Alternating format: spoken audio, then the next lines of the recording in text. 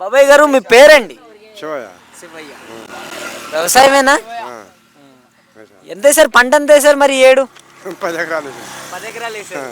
ఏం పంట వేసారు? వరి వేసారు. ఏంటి మరి ధాన్యం ధరల పరిస్థితి ఏ విధంగా ఉంది? ఈయన కొత్తగా మన ఆంధ్ర రాష్ట్రానికి సంబంధించి చంద్రబాబు నాయుడు గారు అధికారంలోకి వచ్చారు. కొత్తగా ఒక గవర్నమెంట్ వచ్చింది.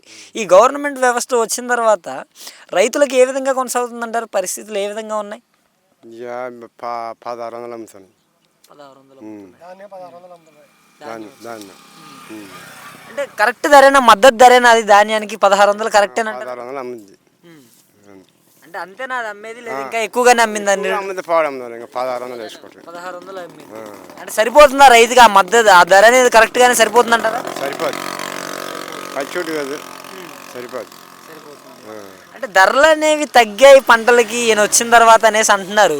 ఎంతవరకు వాస్తవం అంటారు మరి? అది తగ్గి ఎక్కువగా ఉంటే ఎక్కువ ఉంటే తగ్గుద్ది.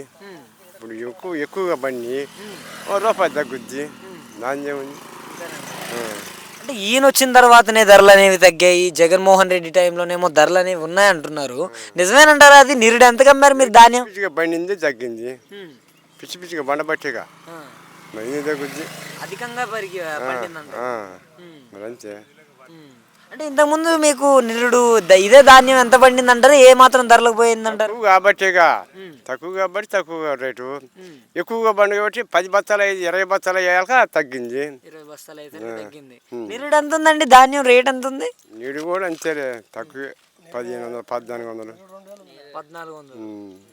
ఈ ఏడ మరి ఎక్కువ, ఇంకా ఆ లెక్కతో చూసుకుంటే ఈ ఏడ 1600 ఉంది. ఈ ఏడ ఎక్కువ అనుకోవచ్చు కదా? అనుకోవచ్చు, ఎక్కువే పడుతుంది కదా.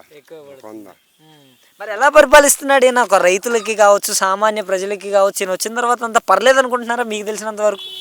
పర్లేదు అనుకునేది ఏముంది, బయట డబ్బులు వేయట్లేదు. పిల్లగాలి బడి పిల్లగాలి వీళ్ళందరూ వేయట్లేదుగా.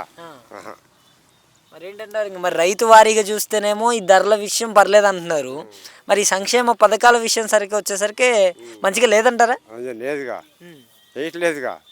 మరి వేయిపోయాక మరి లేని వాళ్ళు పిల్లగాళ్ళు చదువుకోవాలంటే ఏం చదువుకుంటారు? అది చెప్తున్నారు కదా. ఇప్పుడు జగన్మోహన్ రెడ్డి రాష్ట్రాన్ని అప్పుల పాలు చేసిపోయాడు, కొంచెం పథకాలు అనేవి ఇవ్వడానికి టైం పడుతుంది అంటున్నారు. టైం పడుతుంది అంటుంటారు, అంతే అంటుంటారు. మరి చేస్తారంటారా? ఏం చేస్తాడు, చూయాలిగా, చేస్తేనేగా. అంటే ఇప్పుడు రైతు భరోసా ఉందండి. రైతు భరోసా జగన్మోహన్ రెడ్డి గారి టైంలోనేమో 13.5 దాకా పడింది మనకి, అంతేనా? పడిందా? 13.5 పడ్డాయి మీకు. అంటే ఈయన వచ్చిన తర్వాత 20,000 దాకా వేస్తానన్నారు రైతు భరోసా. ఇంకా రైతు భరోసా సంగతి ఏంటంటారు? మీకు ఏ టైంలో పడిపోయాయి రైతు భరోసా? పర్లేదుగా, 7 పల్లంగా ఇంకా పల్లా. అంటే ఎప్పుడు పడేది రైతు భరోసా? జగన్ టైంలో ఎప్పుడు పడింది మీకు? సంవత్సరానికి మాలి వేస్తాను కదా, ఇప్పుడు వేయట్లేదు కదా.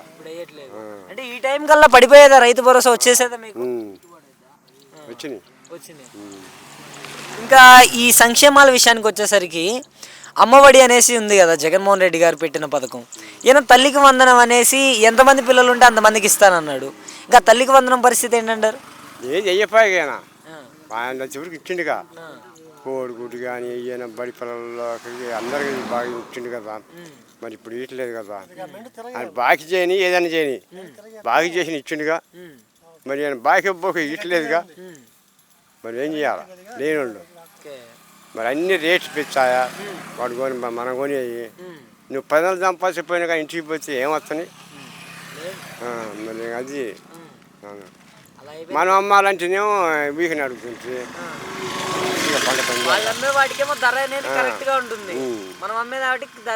ధర లేదు. ఇంకా మిర్చి సంగతి కావచ్చు, ఒక ధాన్యానికి అయితే పర్లేదు అన్నారు, మీరు ఎక్కువగా పడింది అన్నారు. ఇంకా మిర్చి కావచ్చు, కందులు కావచ్చు, ఇటు సైడ్ వాటి ధరలు ఏమాత్రం ఉన్నాయండి? మిర్చి 12,000 కరెక్ట్ ధరేనా? కరెక్ట్ ధర 12,000. అంటే గిట్టుబాటు అయితే రైతుకి?